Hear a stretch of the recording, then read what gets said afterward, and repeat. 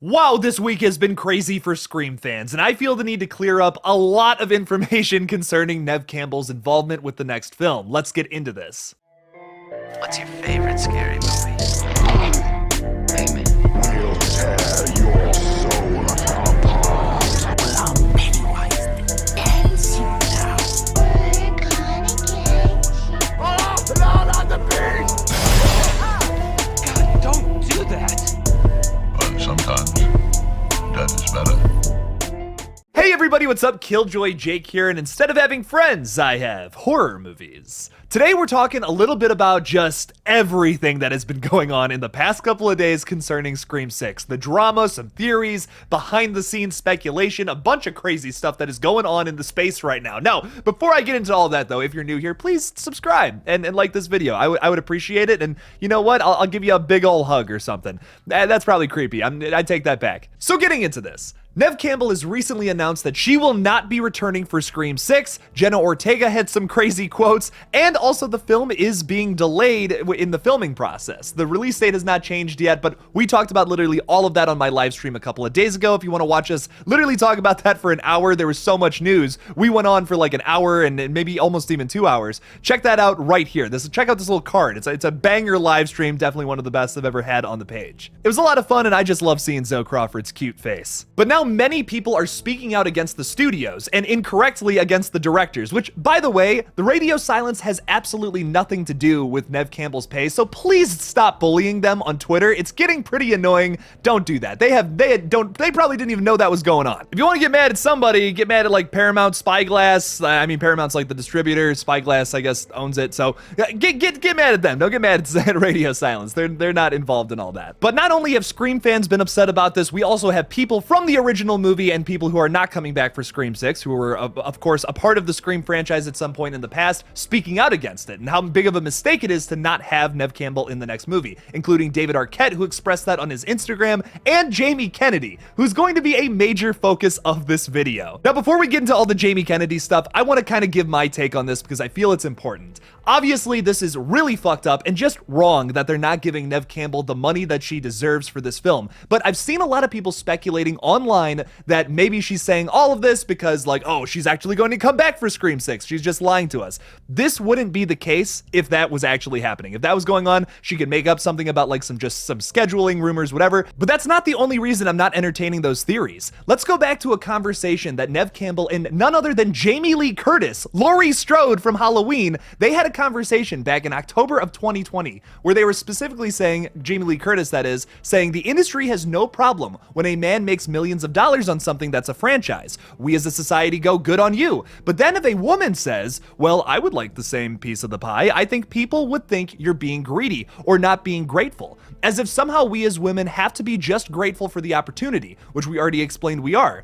Neve Campbell responded with, we would like to make equal. Curtis continues with, we have both worked for many, many, many years to continue our careers. At some point, it's okay to say, no, I'm going to get paid this or I'm not going to be able to play in your sandbox. All very valid points, but then Neve Campbell says this about Scream 3. All the way back like 22, 23 years ago, Neve Campbell says she did all right with Scream 3, but did not get a back-end deal which would have given her a cut of the movie's profits. That's insane. Just because she had a a kind of smaller role in Scream 3, she got paid less for that? She was 100% the face of the franchise in Scream 3. Could you imagine that film without Sidney Prescott? I can't. That whole movie is literally the wrap-up of her big story across that trilogy. And she might not have done that movie otherwise. Like, if she should have gotten paid way more for that film.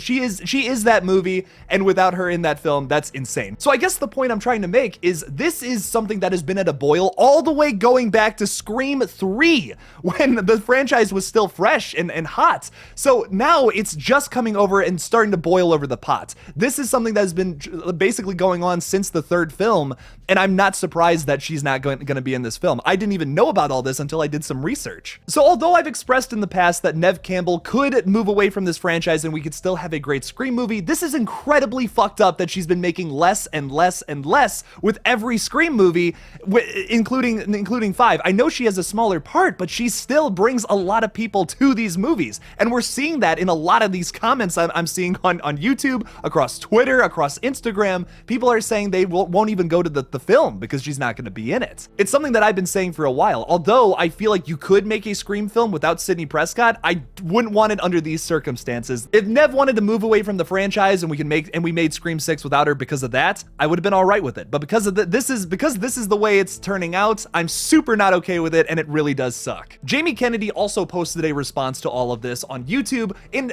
a video that I feel like I really agree with some stuff, and then there's some other stuff that I don't necessarily love or agree with. But we're gonna break down just about everything he talked about. One of the best points of his entire video is when he compared Scream to a franchise that kind of seems weird to compare it to, but makes a lot of sense. Kennedy says in a quote, "How can you make Scream without Sidney Prescott? The good news is, when Vin Diesel was not in Fast and Furious, it did what it did. But when he came back, it showed you the power of Vin Diesel." Another thing I want to point out about the Fast and Furious franchise is that the first movie makes $207 million at the box office, a very successful first film, but then going into the second film without Vin Diesel, who was doing Chronicles of Riddick at the time, the film only grossed $236 million. That's only about $30 more million than the last film, which is very unlike a super successful action franchise like this to have made. It probably could have made more if Vin Diesel was in it. And then the third Fast and the Furious movie comes out, on an $85 million budget, it only made $158 million, one of the lowest of the entire franchise. Vin Diesel came back in a cameo, of course, resulting in his return in Fast and the Furious 4,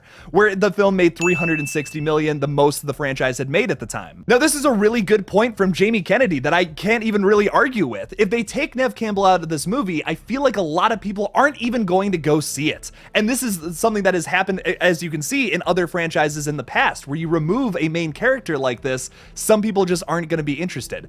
I personally would love to see where Scream could go without some of the legacy characters, just because I'm curious. It's a risk I'm willing to take, but you have to identify the negatives to this. There are a lot of negatives, and it is a big risk. Even though, yes, it's something I've been wanting to see in the franchise for a while, just to see what this film could do in a more creative sense than just bringing people because of legacy characters, it does worry me that this film won't do as well as the last film.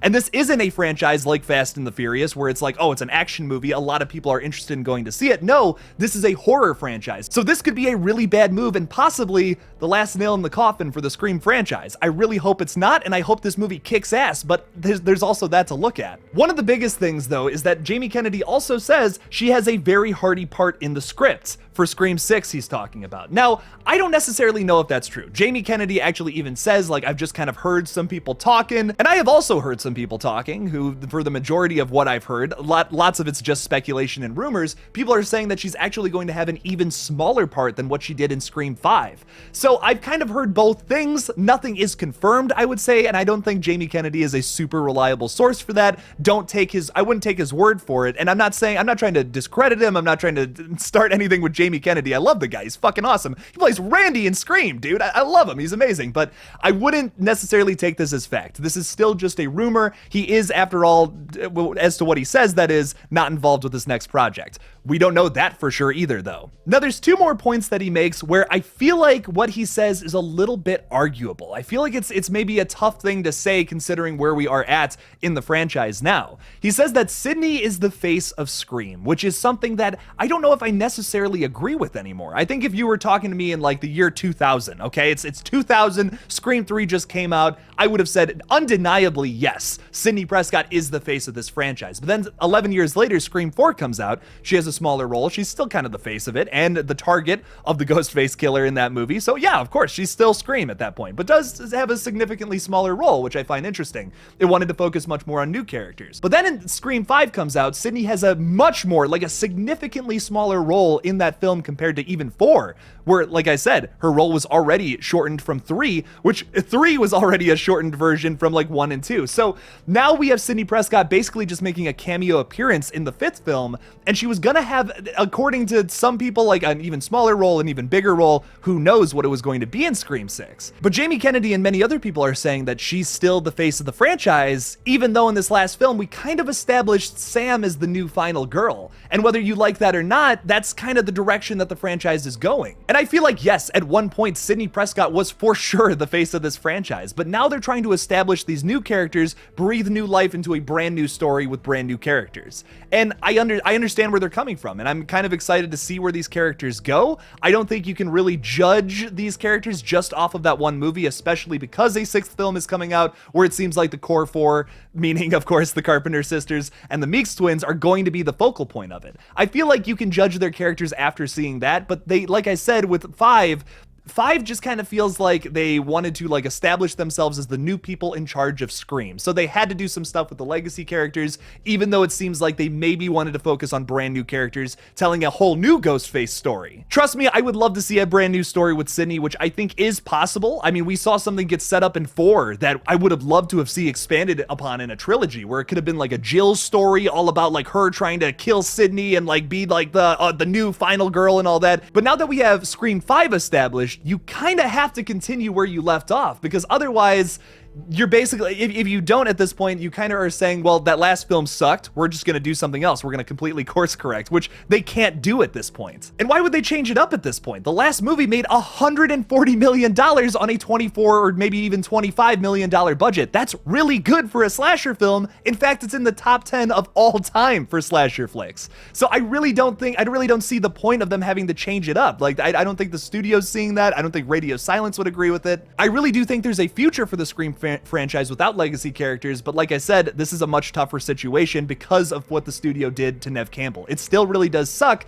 but I am kind of excited to see where the franchise goes now that they can't just lean on the legacy characters to bring people in. It's another point that Jamie Kennedy makes where he talks a little bit about, oh, the lines are so long like at these conventions because Scream is big and in the forefront again. Like, people want to meet Jamie Kennedy because of his legacy as playing one of the coolest characters from the entire franchise, but I see a negative there. That's not a positive to me. Are people just coming back to these Scream films to see characters that they loved growing up? Or are they coming to these films to see a compelling narrative, to see a mystery that's gonna get them, to be shocked by a twist at the end? That's why I'm going to see these new Scream films. Don't get me wrong, I love the legacy characters. I mean, one of the greatest heroines of all time across all of movies is Sidney Prescott. And some of the most iconic slasher characters ever is the main three, Dewey, Gale, and Sidney. Like, all three of them are so iconic in their own right. It's gonna be weird to not have them in a future Scream film, but also it makes me worried that maybe this next film it could rely on the fact that it's like, oh, well, we got Sidney, we got Gale, and we don't have Dewey anymore, but we have those characters that people will come to see no matter what.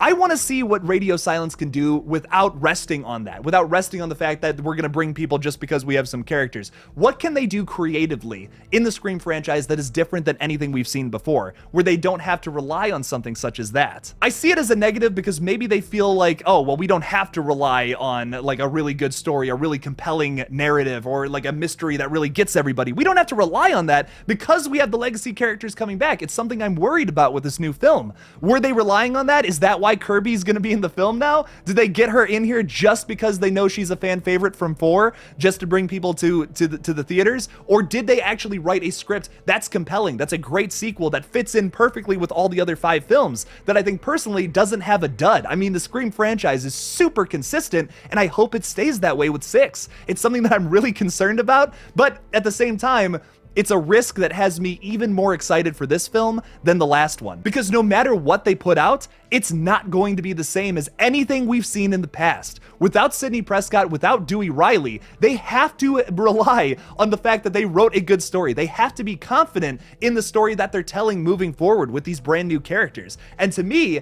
that's a really ballsy move. And I want to see what they can do with it. It's a massive risk that can 100% be a massive failure that people just fucking hate. But at the same time, it could be the opposite of that. It could be something completely brand new for the franchise. I've been saying for a long time we need to change up the Scream formula because it's gotten repetitive. It's like kind of the same thing with every film. I love all those movies. Like, every single movie I think has some kind of merit. I see people rank them all differently, which goes to show like everybody loves a different movie from this franchise, which you can't say that about every horror franchise. You really can't. So to me, to keep that consistency going, You have to change it up. You have to do things different with every sequel. Otherwise, you're basically just remaking something from the past. And I don't want to see that. I'd rather just I don't want them to remake Scream 2 with Scream 6. I could just put that in on my DVD right now. Why waste the $12 to go to the theater? I just really hope they take this opportunity to make Scream brand new, something we've never seen before in this franchise. This is their opportunity to do that. Turn this negative into a positive is what I say. But how do you guys feel about all this news? Do you think it's a massive misstep for this franchise to not include Sidney Prescott? Or do you think the opposite? Do you think this could actually lead to maybe one of the best sequels in the entire franchise? Leave me something about it in the comments below. Thank you guys so much for watching this new Scream 6 video. Don't forget to like this video and subscribe for more horror content. Also, if you want to support this page further, please become a Patreon supporter or a channel member by clicking on that join button on my page. Thank you guys so much for watching again, and as always, don't forget to kill it out there, y'all.